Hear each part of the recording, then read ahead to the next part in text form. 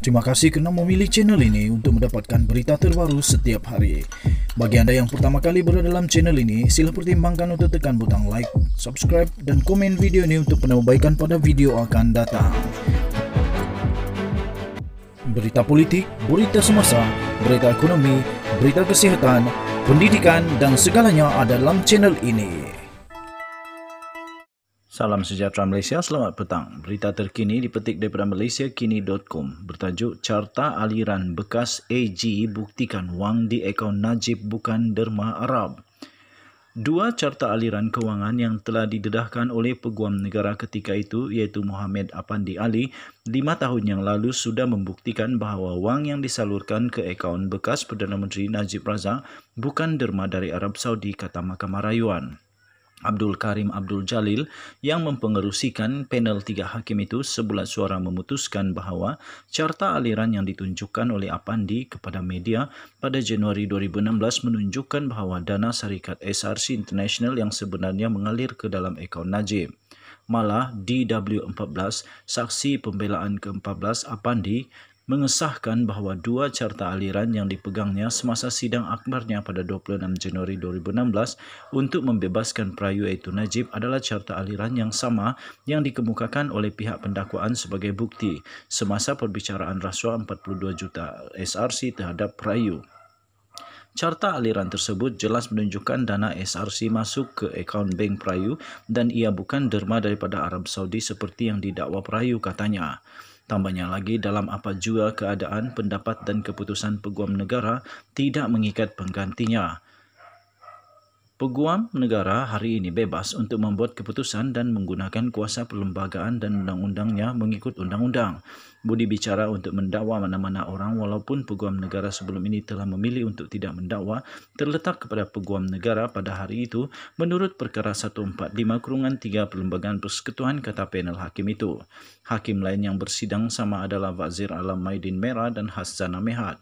Keputusan berkenaan adalah sebahagian daripada hujah penghakiman penuh setebal 317 muka surat itu untuk menolak rayuan bekas Perdana Menteri semalam untuk membatalkan sabitannya serta hukuman penjara 12 tahun dan denda 210 juta ringgit Malaysia atas 1 pertuduhan salah guna kuasa, 3 pertuduhan jenayah, pecah amanah CBT dan 3 pertuduhan pengubahan wang haram melibatkan 42 juta dana SRC International. Pada 26 Januari 2016, ketika itu Apandi sedang memegang carta aliran semasa sidang media mengumumkan bahawa tiada pertuduhan akan dikenakan terhadap Najib yang juga Perdana Menteri ketika itu berdasarkan siasatan yang dijalankan oleh Suruhanjaya Pencegahan Rasuah Malaysia SPRM.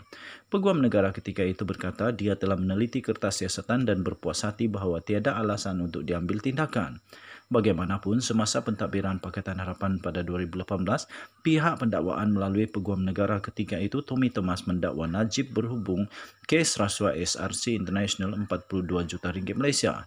Semasa perbicaraan SRC, pasukan pembelaan Najib antara lain berpendapat bahawa 42 juta itu adalah sebahagian daripada derma daripada Arab Saudi dan bukannya dana daripada syarikat itu. Bagaimanapun, dalam keputusan sebulat suara itu, Mahkamah Rayuan memutuskan bahawa pembelaan derma Arab Saudi adalah tidak boleh dipertahankan. Sebelum ini, anak syarikat 1MDB SRC kemudiannya menjadi milik penuh Menteri Kewangan Diperbadankan atau MOF Incorporated. Selain bekas Perdana Menteri, Najib juga pernah menjadi Menteri Kewangan, Penasihat Emeritus SRC dan pengerusi Lembaga Penasihat 1MDB. Bagaimanapun, hukuman penjara dan denda terhadap Najib ditangguhkan sementara menunggu penyelesaian rayuan bekas Perdana Menteri itu ke Mahkamah Persekutuan. Mengikut alasan penuh penghakiman, Mahkamah Rayuan menyatakan hakim perbicaraan iaitu Hakim Mahkamah Tinggi Kuala Lumpur Muhammad Nazlan Muhammad Ghazali dengan betul mengenepikan keterangan Apandi bahawa dia membebaskan Najib daripada sebarang salah laku dalam perkara SRC. Panel hakim menegaskan bahawa semasa perbicaraan kes itu, bekas Peguam Negara mengakui keputusannya dibuat berdasarkan bahan yang ada dalam kertas siasatan setakat 26 Januari 2016. DW14 seterusnya bersetuju bahawa dia tidak menyedari bahawa selepas itu 76 lagi kenyataan baru dan beberapa lagi kenyataan telah direkodkan daripada saksi yang berkaitan dengan siasatan. Katanya yang Arif Hakim telah mempertimbangkan keterangan di W14 dan membuat kesimpulan bahawa keterangannya tidak menimbulkan keraguan terhadap kes pendakwaan hanya kerana terdapat siasatan lanjut selepas Januari 2016. Tambahnya lagi, kesimpulan dan arahan di W14 pada Januari 2016 adalah berdasarkan penyiasatan yang dijalankan sehingga itu, kata Mahkamah Rahyuan.